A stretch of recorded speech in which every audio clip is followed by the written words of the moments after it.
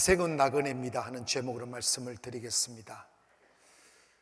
인류가 시작된 이후 사람들은 인생은 무엇인가에 대한 고민을 해왔습니다. 그래서 사람마다 나름 답을 내려보려고 애를 써보며 인생의 깊이를 알려고 몸부림쳐 왔습니다. 하지만 인생을 바로 이해하는 것은 참 힘든 일입니다. 대중 속에 있는 사람들 또한 인생에 대한 고민을 하다가 한때 우리나라를 휩쓸었던 가요가 있는데 그게 하수생이라는 노래입니다. 최희준 씨가 불렀던 노래인데 이게 세상 사람들이 생각하는 인생을 너무나 잘 표현한 것 같아서 제가 부를 수는 없어도 읽어드릴 수는 있습니다. 인생은 나그네 길 어디서 왔다가 어디로 가는가? 구름이 흘러가듯 떠돌다 가는 길에 정일랑 두지 말자, 미련이랑 두지 말자. 인생은 나그네 길 구름이 흘러가듯 정처 없이 흘러서 간다. 허무한 인생을 잘 표현한 노래입니다. 하지만 이것은 답은 될 수가 없습니다. 그렇다면 성경은 인생은 뭐라고 하시는가 하면 한 번은 야곱이 가뭄을 피하여 애굽을 갔죠. 아들 요셉으로 인하여 왕을 아련했습니다. 왕이 그간의 근간을 물었습니다. 어떻게 지냈어요? 그랬더니 야곱이 창세기 47장 9절에 보니까 내 나그네 길의 세월이 300년이다. 내 나이가 얼마 못 되니 우리 조상의 나그네 길의 연조에 미치지 못하나 험악한 세월을 살았습니다 라고 했습니다. 자신의 삶을 소개하기를 험악한 세월을 살아온 나그네였다라는 것을 고백하고 있습니다. 모세는 신명기 10장 19절에서 이런 말을 합니다. 너희는 나그네를 사랑하라. 전에 너희도 애굽에서 나그네 되었음이라고 했습니다. 그 외에 성경 보면 다윗도 인생을 나그네로 표현했고, 그리고 세상에서는 인생을 주막집이라고 그러고 정거장이라고 그러고 또 좀 쓸쓸하게 말할 땐 간이역이라고도 말을 합니다. 그런데 왜 인생은 나그네일까요? 그 이유는 인생은 잠깐 있다가 지나가기 때문입니다. 야고보서 4장 4절에 보면 내일 일을 너희가 알지 못하도다. 너희 생명이 무엇이냐? 너희는 잠깐 보이다가 없어지는 안개다. 시편 102편 3절에는 내 날이 연기같이 소멸하며 내 뼈가 숯같이 탔음이니이다. 인생을 연기와 같다고 표현합니다. 여러분, 연기는 불을 피울 때는 모록모록 피어오르다가 불이 꺼지면 곧 사라지는 것이 연기입니다. 욥기서 7장 7절에 보면 내 생명이 한낱 바람 같음을 생각하옵소서. 나의 눈이 다시는 행복을 보지 못하리이다 이랬어요.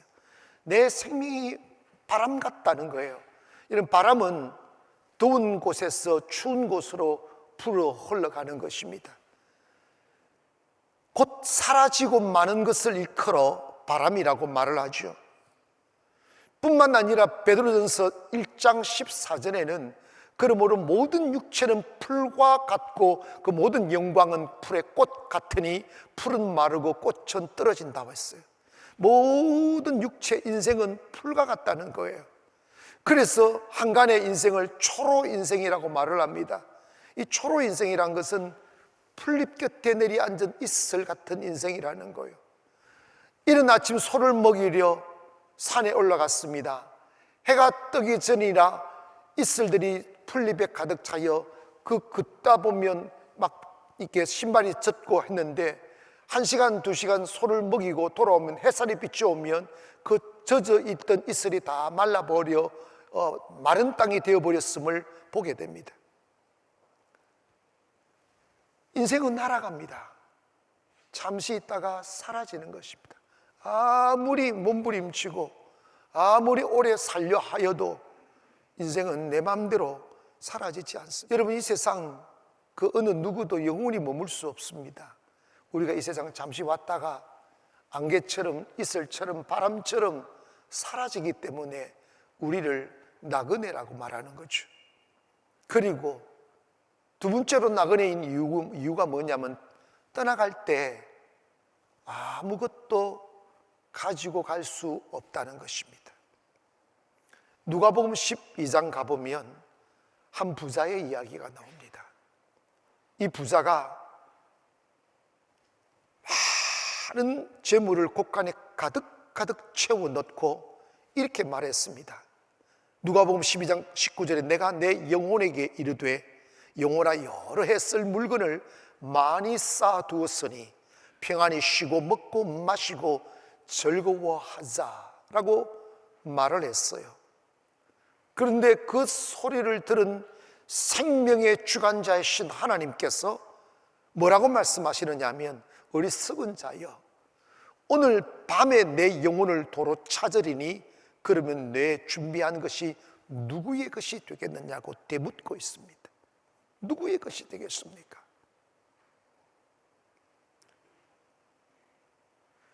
그 재물은 자신의 것이 될 수 없어요. 인간의 욕심은 한이 없습니다. 월세 살 땐 전세 살고 싶고, 전세 살 땐 내 집 사고 싶고, 내 집 사면 더 큰 집 사고 싶은 거예요. 채울 수 없는 인간의 욕망에 관하여 솔로몬은 전도서 1장 7절에 이렇게 말합니다. 모든 강물은 다 바다로 흐르되 바다를 채우지 못하고 강물은 어느 곳으로 흐르느니라고 말씀했습니다. 여러분 생각해봐요. 이 줄기 저 줄기에서 물이 흐르고 흘러 밑으로 강의 줄기를 따라 계속 흘러가지만 결국은 바다에서 다 모입니다. 그 많은 물, 그 많은 강들이 흘러서 바다를 향하지만 그 물이 바다를 채우지를 못하더라는 거죠. 이것은 무엇을 일컬어 말씀하느냐 하면 인간의 욕망에 대한 이야기예요. 더 가지고 싶고 더 누리고 싶고 더 오래 살고 싶고 더 많은 욕심을 부려보아도 인간은 그 욕심을 채우지를 못하는 거예요. 돈 많아지면 행복할 줄 알아요. 성공하면 행복할 줄 알아요. 큰 집 사면 행복할 줄 알아요. 그러나 여러분 행복은 결코 소유에 있지 않고 한때 돈 많음이 행복을 담보하는 것이 아니며 더더욱이 그의 초로 같은 인생을 책임져 주지 않는다는 것을 역사는 증명해 주고 있습니다. 1923년 시카고의 에즈워트 비치 호텔에서 세계의 갑부들 9명이 모여 회의를 했습니다. 모두가 부러워하고 내놓으라 했던 사람들인데 그렇게 25년이 지나 그들은 어떤 모습을 하고 있는가를 확인을 해보았더니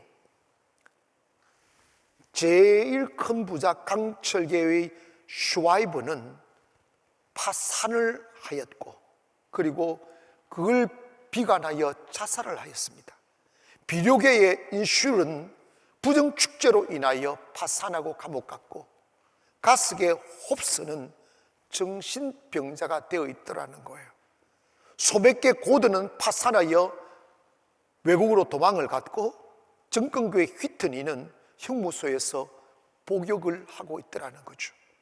정치계 휠은 허무한 인생을 비관하고 있었으며 은행계 프레이즈는 자살을 하였다는 겁니다. 금융계 리비모우는 또다시 자살했고 대기업가 크루기 또한 자살하였더라는 거예요. 보니까 세계 최고의 거부들 9명이 25년 지난 뒤에 딱 돌아보니까 아무도 행복한 웃음을 짓고 있는 사람들이 없더라는 거예요. 이것은 뭘 의미합니까? 돈이 결코 행복이 아니고 돈이 우리의 미래도 아니고 돈이 건강도 아니고 돈이 우리의 인생을 아름답게 만들어주지 않는다는 반증을 하고 있는 것입니다. 여러분, 오늘 우리는 기억해야 됩니다. 인생은 누구나 왔다 떠나갈 것이고, 떠나갈 때는 아무것도 가지고 갈 수 없다는 것을 말씀합니다. 그래서 인생은 나그네라는 거예요. 어느 한 부자가 있었습니다. 그 동네 대부분의 땅을 그 사람이 가지고 있어 그 이름을 만석이라고 불렀다는 거죠. 그리고 배 튕기며 큰소리치고 내노라 하며 살았는데 어느 순간 그에게도 마지막의 시간이 다가온 거예요. 이제 인생의 항울이 짙어져 숨이 거칠어질 법했을 때 그런 아들들을 불렀습니다. 아들들 다 모이라고, 그리고 땅 문서, 집 문서들 다 가져오라고 하더니 아들들이 이제야 이 구두쇠 아버지가 아들들에게 조금씩 나눠줄 것 같으려고 주려고 하는가 보다 싶어 좋아서 막 그것을 찾아서 다 아버지 여기 있습니다 했더니 이분이 땅 문서 보더니 아이고 내 땅, 집 문서 아이고 내 집 이러면서 그걸 꽉 했더니 한숨을 크게 하고 콕 죽어버리더래요. 못 가져가요. 아마도 그분 만석이니까 금가락지 끼었겠죠. 낀 것도 여러분 죽으면요 그거 다 빼버려요. 단 한 가지도 가져갈 수가 없습니다. 그리고 우리가 나그네인 것은 우리도 마지막이 온다는 거예요. 꽃이 피는 날이 있으면 지는 날이 있습니다. 마찬가지로 인생도 태어나는 날이 있으면 분명히 죽는 날이 오는데 성경 히브리서 9장 27절 이렇게 말씀했어요. 한 번 죽는 것은 사람에게 정한 것이요 그 후에는 심판이 있다고 말씀하셨습니다. 인생은 결코 한 곳에 영원히 머물 수 없어요. 내 집 지었다고 그 영혼이 내 것 되는 것도 아닙니다. 절대로 그 어느 누구도 결코 머물러 있지 않아요. 젊음도 건강도. 근데 여러분, 인생의 끝이 왔을 때 내 영혼은 어떻게 되는가를 고민해야 돼요. 육체가 소멸되듯이 내 영혼이 소멸되고 끝이고 아무것도 없이 사라져버린다면 뭐 걱정할 게 뭐겠어요. 그런데 분명히 성경은 그렇게 말씀하고 있지 않습니다. 우리가 내 영혼이 살려면 예수를 믿어야 된다는 거예요. 예수님은 죽은 영혼을 살리고 불행한 나를 행복해 하고 병든 나를 고치며 무너진 인생을 다시 세워주심을 믿기를 바랍니다. 예수 그분이 답이에요. 왜냐? 인생은 두 가지 인생이 있다는 거예요. 나그네의 인생과 순례자의 인생이 있다는 것입니다. 나그네는 어디서부터 와서 어디로 가는지 모르는 끝없는 방황의 삶을 사는 사람을 나그네라고 그러고, 순례자는 분명한 것은 내가 어디서부터 왔고 어디로 가는지를, 목적지를 알고 걸어가는 사람을 순례자라고 한다는 거예요. 인생 참 고달프고 외롭고 방황하죠. 많이 살지 않은 젊은이들 또한 얼마나 많이 방황하는지 몰라요. 왜냐? 길을 몰라요. 대학이 길이 아니에요. 직장도 길이 아니에요. 결혼도 길이 아니에요. 내 외로운 마음 달래보려고 내가 사랑하는 사람과 결혼해봐도 그게 채움이 없어요. 왜? 인생의 길은 다른 곳에 있기 때문입니다. 인생은 하나님으로부터 와서 하나님께로 돌아간다는 것을 기억하기를 원합니다. 믿지 않는 사람은 사람의 끝자락을 사망했다 이렇게 말을 합니다. 사망. 여러분 죽사망 이러진 않죠? 왜냐? 사망은 죽어서 망했다는 말이에요. 망할 망자예요. 죽을 사자 망할 망자. 죽었는데 흥했다 이런 거 없잖아. 죽어서 망했다라는 말이 사망입니다. 고상한 말 아니에요. 그런데 예수 믿는 사람들은 사망했다 이런 말을 안 써요. 소천하셨다, 돌아가셨다. 돌았어 이건 아니에요. 돌아가셨다. 그러니까 예수 믿는 사람은 하늘로 올라가셨다. 갈 곳을 목적지를 향해 돌아가셨다. 이렇게 표현하는 거예요. 그러니까 우리 아버지 죽었어요 이러면 안 돼. 예수 믿는 사람은 우리 하나님, 우리 아버님은 소천하셨습니다. 저 끝나면 어떻게 할래요? 죽었어 이럴래요? 아닙니다. 소천하셨습니다. 이 말이 얼마나 좋은 말인지 몰라요. 더 좋은지.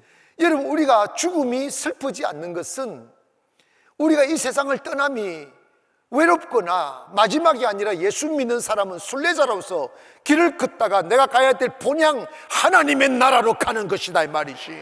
그러니까 이 세상과의 이별이 슬프지 않는 것이고 두렵지 않는 거죠. 때문에 우리는 이 순례자로서 이 땅에 보내심을 받았다가 하나님을 섬기고 세상을 섬기고 하면서 살다가 주님께로 가는 것이 순례자의 길입니다. 여러분 나그네는 목적 없이 살아요. 그냥 오늘 하루의 만족을 위해 살아요. 그러나 순례자는 분명한 목적을 가지고 있어요. 내가 왜 돈을 벌어야 하는지, 왜 내가 땀을 흘려야 하는지, 내가 어떻게 살아야 하는지에 대한 분명한 목적이 있어요. 왜냐? 하나님이 나를 보내신 이유를 알기 때문에 그렇습니다. 사람들이 부자를 싫어하더라고요. 왜 싫어하는가 봤더니 구두쇠처럼 사니까 그런 거예요. 그러나 순례의 길을 걷는 사람들은 하나님이 축복을 주시면 주시록 아름다운 인생을 사는 거지. 내가 먹고 사는 거 쓰고 나머지는 주를 위해 쓰고 사회를 위해 쓰고 고안을 위해 쓰고 가치 있게 쓰다 보면 더 아름다운 이름을 갖게 되는 거죠. 우리는 고민해야 됩니다. 내가 순례자의 길을 걸을 건지 아니면 나그네의 길을 걸을 건지. 소유를 위해서 사는 게 아니잖아요. 꿈꾸고 가다 보니까 주신 것이지. 그리고 더 큰 일을 하려고 꿈을 꾸어야죠. 하나님의 나라를 확장시키려 해야죠. 그렇다면 우리 순례자의 길을 가면 어떻게 살아야 할까를 고민해야 됩니다. 결국은 뭐냐 하면 믿음으로 살아야 돼. 뭐로 살아야 된다고요? 우리가 은행에 돈을 적금하면 통장이라는 걸 받습니다. 1억을 넣으면 1억을 탁 찍어줘요. 너 1억 어째서 은행에 넣어놨어? 보자. 어디 넣어? 통장 보여줘. 아니 이 종이 조각 이게 무슨 소용이 있다고 네가 갖고 있어야지. 은행 가봐. 이거 없을 거야. 이러지 않잖아요. 약속이잖아. 나라가 없어지면 그것도 없어져요. 그 나라가 없어지지 않는 한 은행에 돈이 있어요 없어요? 있다는 걸 믿어요 안 믿어요? 여러분 집 사시면 등기 등본 같잖아. 약속이에요. 뭐 보고 당신 집이라고 합니까? 등기부 등본 보고 하는 거예요. 하나님과 우리 사이에 약속이 있어요. 그게 성경입니다. 대한민국 법, 대한민국 등기, 대한민국 은혜는 대한민국 나라가 무너지면 아무 소용없는 종이 조각됩니다. 여러분 북한에 땅 두고 오신 분 계시죠? 연세 많은 분들이 여기 안 계셔서 그런 말이 별로 안 통하긴 한데 북한에 옛날에 땅 두고 오신 분들 많아요. 그거 다 자기 등기 가지고 있는 분들 있어요. 근데 여러분 그거 다 못 쓰는 땅입니다. 나라가 달라져 버리기 때문에 소용없어. 그러나 하나님의 나라는 없어지지 않습니다. 거기 아멘 합시다. 하나님의 나라는 변하지 않습니다. 하나님의 나라는 약속을 지키는 나라입니다. 때문에 여러분 우리가 믿고 확신하는 것은 뭐냐? 하나님과의 약속을 믿는 거예요. 하나님의 약속이 뭡니까? 하나님의 약속은 바로 예수 믿으면 구원받는다는 것입니다. 아멘. 인간은 젊었을 땐 모르지만 나이를 먹어 죽음의 문턱 앞에 딱 서게 되면 모두가 불안해하더라고요. 두려워하더라고요. 나는 천국 갈 수 있을까? 내 영혼은 어떻게 되지? 하는 그 깊은 상념에 빠져서 고민하고 두려워하고, 요한일서 1장 9절에 보면 이런 약속이 있습니다. 만일 우리가 우리 죄를 자백하면 그는 미쁘시고 의로우사 우리 죄를 사하시며 우리를 모든 불의에서 깨끗게 하실 거라고 그랬어요. 여러분, 인간은 모두가 죄인이고 죄 없는 사람 없지만 우리 하나님 아버지 앞에 하나님 나는 죄인입니다. 십자가의 보혈로 나를 덮어주소서. 십자가의 보혈로 나를 씻어주소서. 이 고백하면 하나님께서 우리의 죄를 용서해 주신다는 거예요. 그리고 영생을 주신다는 거예요. 여러분 인생은 나그네가 아니라 순례자입니다. 우리 하나님의 이 약속을 믿어야 됩니다. 십자가,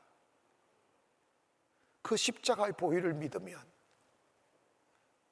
다 멸망하지 않고 영생 얻고, 고린도전서 1장 18절에 보니까 십자가의 도가 멸망하는 자들에게는 미련한 것이요 구원을 얻는 우리들에게는 하나님의 능력이라고 그랬어요. 우리는 주님이 우리의 길을 인도하는 순례자입니다. 제가 이곳까지 오기에 수많은 길과 선택과 일들이 있었지만 이제와 제가 당당하게 고백할 수 있는 것은 주께서 저의 갈 길을 인도해 주셨습니다. 우리 교회 가는 길을 인도해 주셨습니다. 찬양 중에 내 인생 여정 끝내요 라는 찬양이 있어요. 여러분 인생은 이제 나그네가 아니라 순례자의 길을 걸어가는데 이 찬양을 함께 가슴 열고 한번 불러보십시다. 내 인생 여정 끝내요. 강 건너 언덕 이을 때 하늘 문 향해 말하리. 예수 인도하셨네. 예수 인도하셨네. 매일 발걸음마다 매일 발걸음마다 예수 인도하셨네. 예수 인도하셨네. 나의 무거운 죄짐을 모두 벗고 하는 말. 예수 인도하셨네. 내 밟는 발걸음마다 내 밟는 발걸음마다 주 예수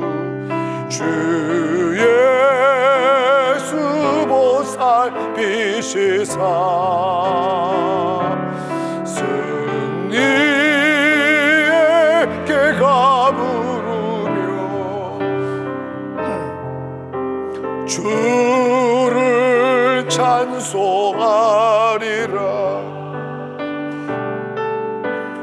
매일 발걸음마다 예수 인도하셨네. 나의 무거운 죄짐을 모두 벗고 하는 말. 예수 인도하셨네. 사랑하는 여러분, 아직 우리가 걸어가야 될 순례자의 길은 남았습니다. 건너가야 할 강이 있고 올라서야 할 산들이 있겠죠. 그런데 하나님의 약속처럼 어제와 같이 내일도 주의 손 잡아주실 거예요. 점점 더 아름다운 곳으로, 점점 더 행복한 곳으로 주님은 우리를 이끌고 가실 것입니다. 그리고 주님 손잡고 걸어갔던 그 행복한 여정을 끝내고 하나님의 나라라는 더 좋은 종착역에 들어갈 때 우리는 환한 웃음을 웃으며 가슴 펴고 주님의 품에 안길 그날이 올 것입니다. 우리 예수 믿으십시다. 성경에 약속된 모든 축복의 약속은 변함없는 나를 향한 약속임을 믿고 외로이 홀로 방황했던 우리의 여정 그만두고 주의 손 딱 잡고 당당하게 발걸음을 내딜 수 있기를 원합니다. 가다 보면 웅덩이 있어도 주님 끌어올려 주셔요. 수렁이 있어도 끌어올려 주셔요. 원수들이 나를 가로막아도 주님은 그 원수들을 죄하여 주십니다. 결국은 우리가 다다라고픈 그 아름다운 곳에 자리를 펴고 편히 쉴 수 있도록 만들어 주시는 분이 하나님이십니다. 그분은 약속을 깨지 않습니다. 실망시키지 않습니다. 그분이 우리의 구주십니다. 그 구주이신 주님 믿고 또다시 아름다운 내일을 꿈꾸며 가기를 주의 이름으로 축원합니다. 기도하겠습니다.